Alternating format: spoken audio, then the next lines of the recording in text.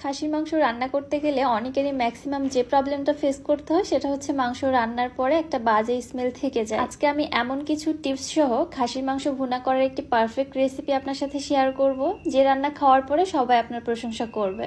আমার বাসায় তো এটা হিট একটা রেসিপি, এইভাবে রান্না করলে সবাই অনেক বেশি পছন্দ করে।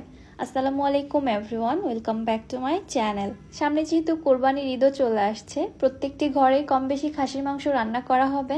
আমার এই রেসিপিটি আপনারা শিখে রাখতে পারেন, এভাবে রান্না করলে মজা। বিসমিল্লাহ। আমি এখানে 1 কেজি খাসির মাংস নিয়েছি। চর্বিটাকে অ্যাভয়েড করে আমি এখানে কিছু হাড়সহ মাংস নিয়েছি, চর্বি খুব একটা কিন্তু নেইনি। আমি যেটা করেছিলাম, মাংসগুলোকে লবণ পানিতে ভিজিয়ে রেখেছিলাম 1 ঘন্টার জন্য, সাথে একটু লেবু রস দিলেও ভালো হয়। এইভাবে ভিজিয়ে রাখার ফলে খাসির মাংস যে একটা এক্সট্রা বাজে গন্ধ বা স্মেল থাকে, ওইটা কিন্তু আর থাকে না। এই স্টেপটা অবশ্যই আপনারা ফলো করবেন। মাংসগুলোকে ধুয়ে পরিষ্কার করে নিয়ে এক্সট্রা পানিটা ঝরিয়ে নিয়েছি। এবার এর মধ্যে দিয়ে দিচ্ছি 1/2 কাপ পেঁয়াজ কুচি,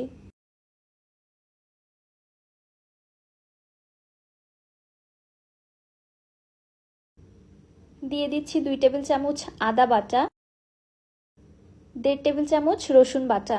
অবশ্যই মনে রাখবেন, খাসির মাংসতে কিন্তু আদার পরিমাণটা বেশি হয় এবং রসুনের পরিমাণটা কম দিতে হয়। 1 চামচ দিচ্ছি জিরার গুঁড়া, 1 চামচ ধনিয়ার গুঁড়া, 1.5 টেবিল চামচ মরিচের গুঁড়া। ঝালটা আপনারা আপনাদের টেস্ট অনুযায়ী দিবেন।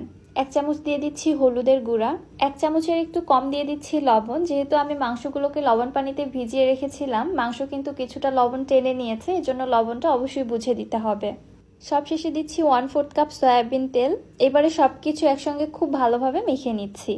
এই মেশানোর কাজটা একটু সময় নিয়ে ভালোভাবে করতে হবে। আমার কাছে মনে হয় মাংস যত ভালোভাবে মেখে নেওয়া যায় মশলার সঙ্গে, মাংসর টেস্ট কিন্তু তত বেশি বেড়ে যায়।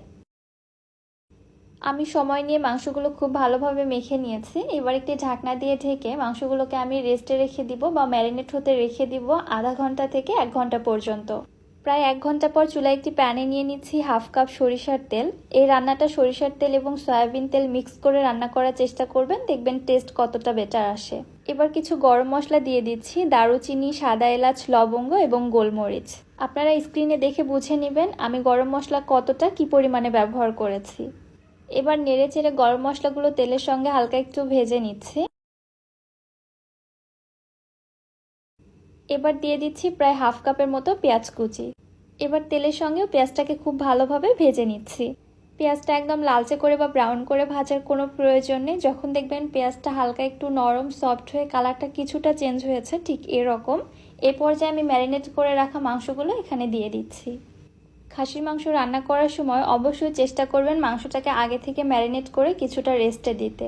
এতে করে মাংসের মধ্যে মশলাটা খুব ভালোভাবে ঢুকতে পারে এবং খাসির মাংসের যে এক্সট্রা একটা বাজে স্মেল থাকে সেটাও ধীরে ধীরে রিলিজ হয়ে যায়। এবারে মাংসগুলোকে আমি খুব ভালোভাবে কষিয়ে নিচ্ছি। এই কষানোর কাজটাও কিন্তু খুব ভালোভাবে করতে হবে। খাসির মাংস যদি খুব ভালোভাবে না কষাতে পারেন তাহলেও কিন্তু এর বাজে স্মেলটা থেকেই যায়। খাসির মাংসের অথেন্টিক সেই টেস্টটা আর পাওয়া যায় না। অনেকেই নর্মালি গরুর মাংস যেভাবে হাতে মেখে রান্না করা হয়, খাসির মাংসটাও কিন্তু ওইভাবেই রান্না করে, যার কারণেই কিন্তু খাসির মাংসের সেই বাজে স্মেলটা রান্নার মধ্যে রয়েই যায়। আমি তেজপাতা দিতে ভুলে গিয়েছিলাম, এ পর্যায়ে দিয়ে দিলাম 2টি তেজপাতা। প্রায় 10 মিনিট পর্যন্ত আমি মাংসগুলোকে খুব ভালোভাবে ভুনে নিয়েছি বা কষিয়ে নিয়েছি। দেখতে পাচ্ছেন একদমই কালার চেঞ্জ হয়ে এসেছে। এবারে মাংসে দিয়ে দিচ্ছি 4 কাপ ফুটন্ত গরম পানি, মাংস দ্রুত সেদ্ধ করার জন্য। এছাড়া মাংসকে নরম, সফট এবং জুসি করার জন্য অবশ্যই গরম পানি দেওয়ার চেষ্টা করবেন। ঠান্ডা পানি দিলে মাংসের টেম্পারেচার ডাউন হয়ে মাংসটা কিন্তু খুব একটা বেশি নরম বা সফট হয় না, অনেকটা খসখসে বা রাবারি টাইপের হয়ে যায়। এবারে ঢাকনা দিয়ে ঢেকে রেখে মাংসগুলো সেদ্ধ হওয়া পর্যন্ত এবং মাংসের ঝোলটা টেনে আসা পর্যন্ত জাল করতে থাকবো। মাঝে মধ্যে ঢাকনাটা উঠিয়ে অবশ্যই নেড়েচেড়ে যেতে হবে, এছাড়া কিন্তু প্যানের তলায় লেগে যেতে পারে। মাংস যখন অলমোস্ট রান্না শেষের পথে, এ পর্যায়ে দিয়ে দিচ্ছি 4 থেকে 5টি কাঁচা মরিচ এবং দিয়ে দিচ্ছি 1 চামচ গরম মশলার গুঁড়া। এটা শাহি গরম মশলার গুঁড়া।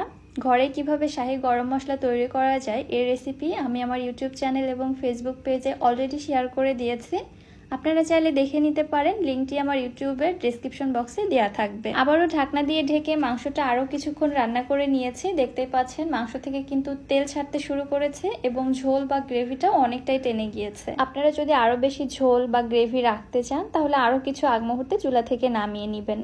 আমি খুব একটা গ্রেভি রাখবো না, মাংসটাকে একটু মাখো মাখো ভাবে রান্না করতে চাচ্ছি। এজন্য চুলাটিকে একদম লোতে করে দিয়ে মাংসটিকে আরো কিছুক্ষণ চুলার উপরে রেখে দিব। এতে করে কি হয়, মাংসটা খুব সুন্দরভাবে সেদ্ধ হয় এবং মাংসটার টেস্টও কিন্তু অনেকটা বেড়ে যায়। এভাবে আপনারা রান্না করে দেখবেন, স্লো কুকে মাংস রান্না কিন্তু বেশ মজা হয়। মাংসটা চুলা থেকে নামিয়ে ঠান্ডা করে আমি সার্ভ করে নিচ্ছি। মাশাআল্লাহ, দেখতে পাচ্ছেন মাংসটা কত বেশি লোভনীয় হয়েছে, একদম মাখো মাখো। খাসির মাংসতে আমি খুব একটা বেশি ঝোল রাখি না, এটা আমার একদমই পছন্দ না। এরকম মাখো মাখো হলেই বেশি মজা হয় খেতে, এবং এই রান্নাটাই আমার ফ্যামিলির সবাই অনেক বেশি পছন্দ করে। আপনারাও শিখে নিয়ে বাসায় ট্রাই করবেন, ইনশাল্লাহ আপনাদেরও ভালো লাগবে। রেসিপিটি কেমন লাগলো আপনাদের কাছে অবশ্যই আমাকে কমেন্ট করে জানাবেন। আজকের মতো তাহলে বিদায় নিচ্ছি। আল্লাহ হাফেজ।